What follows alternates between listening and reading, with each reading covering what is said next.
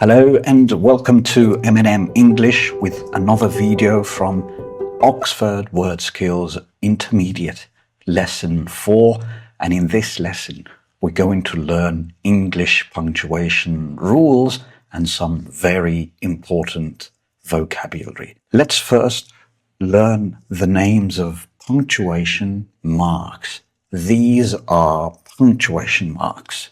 You can listen and repeat. 1. Full stop. 2. Comma. 3. Colon. 4. Semicolon. 5. Apostrophe. 6. Question mark. 7.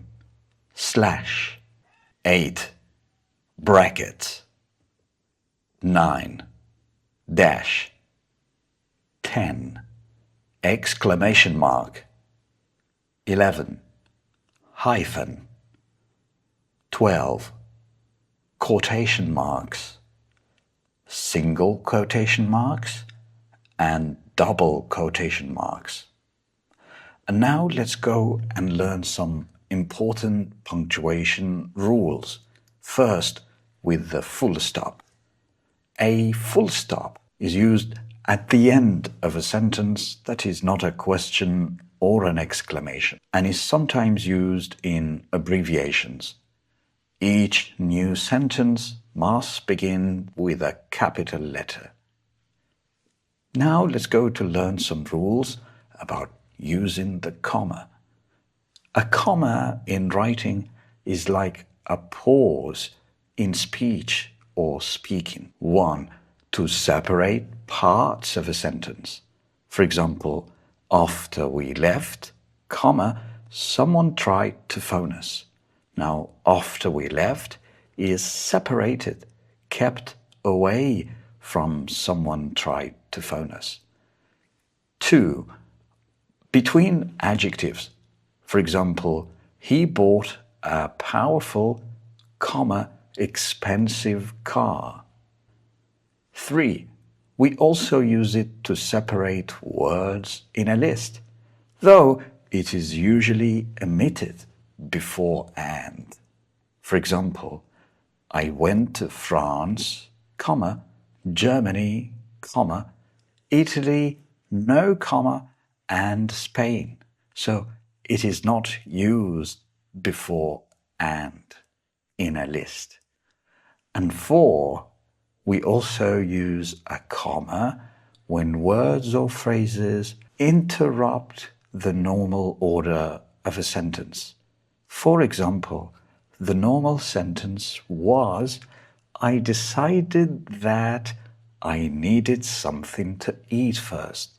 Now, the word, however, interrupted the normal order of a sentence, so we use 2 commas before and after it.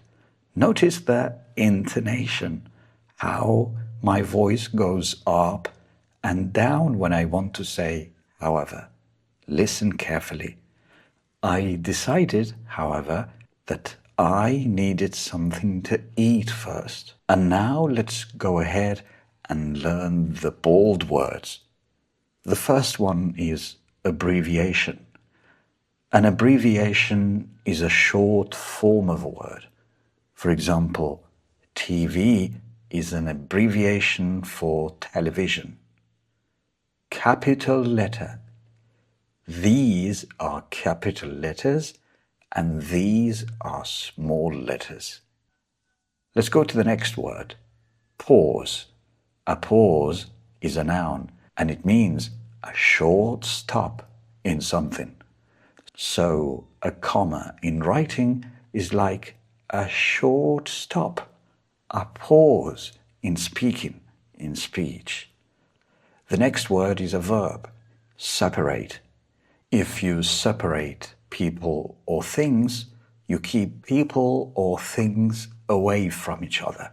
For example, a comma is used to separate parts of a sentence. This part, after we left, from this part, someone tried to phone us. A comma separated them. The next word is list. A list is a series of names, items, or numbers. For example, a comma is used to separate words in a list. A shopping list, a list of countries. The next word is emit. Emit is a formal word, and if you omit something, you don't include it. A synonym, phrase or verb is leave something out. So if you leave something out or omit it, you don't include it. For example, a comma is usually omitted before the word and. As we said, I went to France, comma, included, Germany, comma, included, Italy, comma, included. Now we have the word and, so we omit that little comma. The next word is interrupt. To interrupt someone or something is to stop someone or something from continuing. For example, when words or phrases interrupt the normal order of a sentence, we also use a comma. And as in the example, I decided, however, that I needed something to eat first. The word, however, interrupted. It stopped the sentence from continuing. I decided that. So we also use a comma before and after that word that interrupts the sentence from continuing. And now let's go to the other rules of punctuation. But now, learning how to use the colon. A colon is often used to introduce further details such as an explanation or a list. For example, the shop is full of antiques, colon, tables, chairs, wardrobes, mirrors, and so on. So this is a list, tables, chairs, wardrobes, mirrors, and so on. For such lists, we can use a colon. And now it's time to learn more about using the semicolon. A semicolon is sometimes used in, remember, formal writing instead of what? Instead of a full stop, when two sentences are very closely connected. It is also used to separate two main clauses. For example, I went round this morning, semicolon, nobody was there. These are often clauses that are not joined by a link word, such as and or but. So if this sentence had and or but, we needn't have used a semicolon. For example, I went round this morning, but nobody was there. So when there are no linking words like and or but, we can also use a semicolon, especially when the two sentences are very closely connected.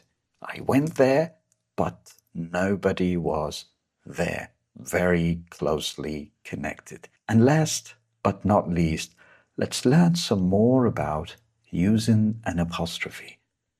An apostrophe shows where we have left letters out of a word. For example, I'm is I am, but A has been left out, omitted. Don't is do not, but the O is omitted. I'd is I would or I had, depending on its grammar and context. But lots of letters are left out or omitted. They are also used, apostrophes, to show that something belongs to somebody or something. For example, Mark's car, Mark apostrophe S, means the car belonging to Mark. The children's room means the room belonging to the children. Now let's learn the bold words in these short texts. First word is further. Further means more or extra. For example, do you have any further information? More information? The next word is details. Details are small pieces of information about something. For example, a colon is often used to introduce further details, such as an explanation or a list. The next word is instead of somebody or something, and it means in the place of somebody or something. So we use a semicolon instead of a full stop where in formal writing. Next is connect. To connect is to put two or more things together. A synonym is join. So when two sentences are very closely connected, we can use a semicolon instead of a full stop. Next word is such as. Such as means, for example, for instance. Another synonym is like. All of these words can introduce examples, such as and or but. So such as was used to give you two examples of linking words, and but. And now let's review all the words together. You can listen, quiz yourself, and repeat. An abbreviation for capital letter, small letters, a pause in, to separate people or things, a list of, to omit something, to leave something out, to interrupt somebody or something, further details, the details of, instead of somebody or something, to connect or join things, such as or like. And that brings us to the fantastic exercises reminder. Do not skip them, keep them in your routine, and you will learn more and more about these words and these punctuation rules. And that's it for this video. I hope you have enjoyed it, and if you did, please like, subscribe, and share the video, and I hope to see you in my next video. Bye.